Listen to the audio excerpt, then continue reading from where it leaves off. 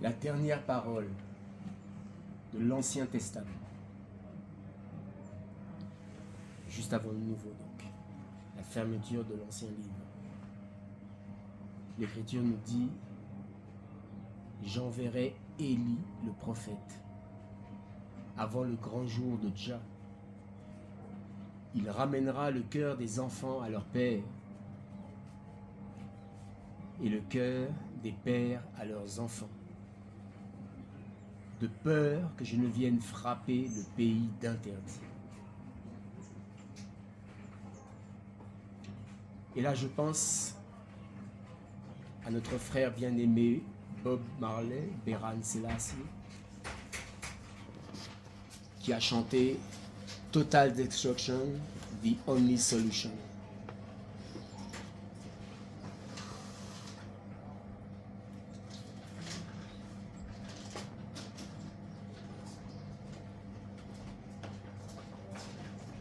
Pour mettre un terme au cynisme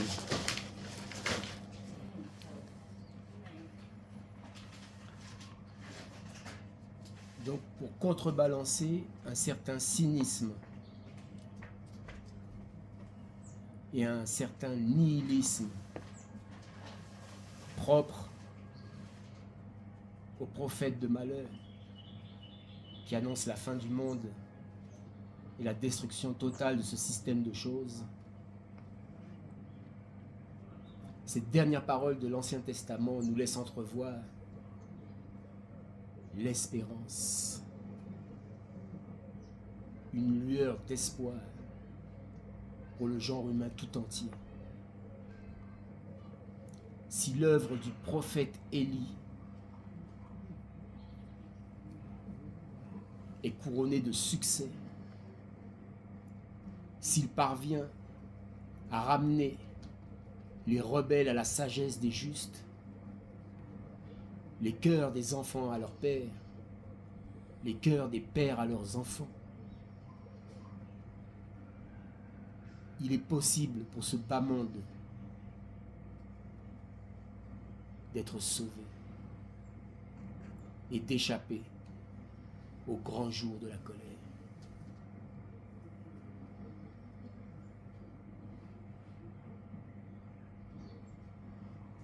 La nuit est avancée, ce qui faisait dire donc à notre ami Bob Marley que la destruction semblait inéluctable. La puissance des ténèbres est telle qu'il faut un surcroît de foi, un supplément d'âme ineffable pour seulement imaginer qu'on peut transformer les atrocités accumulées dans l'histoire en planche de salut et voir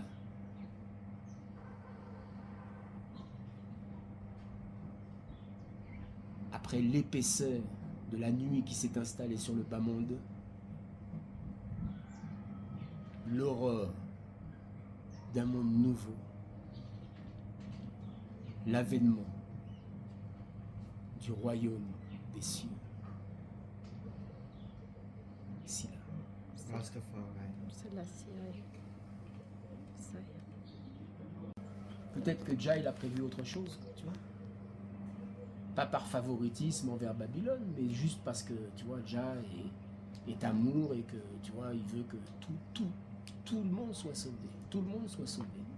Victime et bourreau.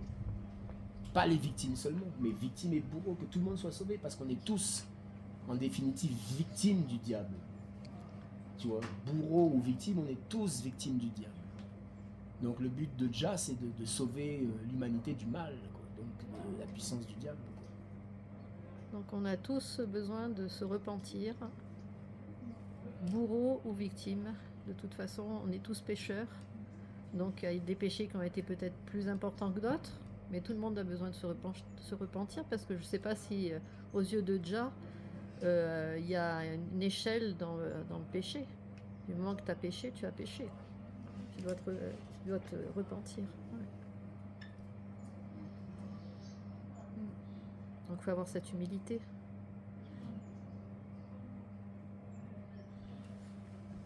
J'ai renfermé tous les hommes dans la désobéissance pour faire miséricorde à tous, dit l'Écriture. Mhm.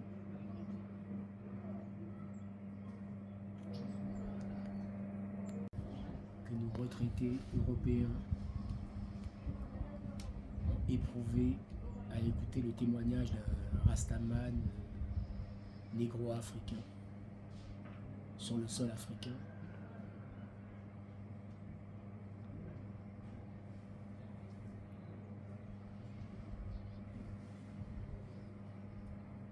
et bien cet intérêt-là, tu le trouves rarement chez tes confrères. Ouais. Leur implication, leur engagement, tu vois, dans le dialogue, dans les questionnements et dans la soif d'apprendre, quoi, tu vois. Dans l'écoute, tu le trouves rarement chez tes congénères. Oui, il faut faire C'est preuve pour ça. d'humilité. Et c'est pour ça que l'Écriture nous rappelle que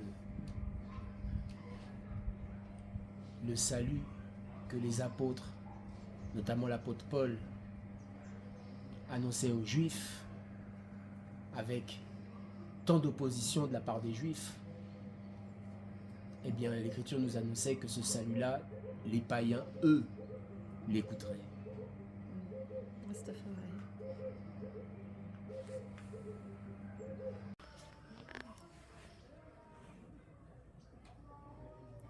Déjà s'est manifesté à ceux qui ne demandaient rien, et il s'est laissé trouver par ceux qui ne le cherchaient pas. Mais il a dit, j'ai tendu mes mains tout le jour vers un peuple rebelle et contredisant. En parlant d'Israël, son propre peuple. Donc est-il utile de rappeler que nul n'est prophète en son pays, en sa famille, en sa patrie? Donc la surprise vient souvent des étrangers, frères et sœurs.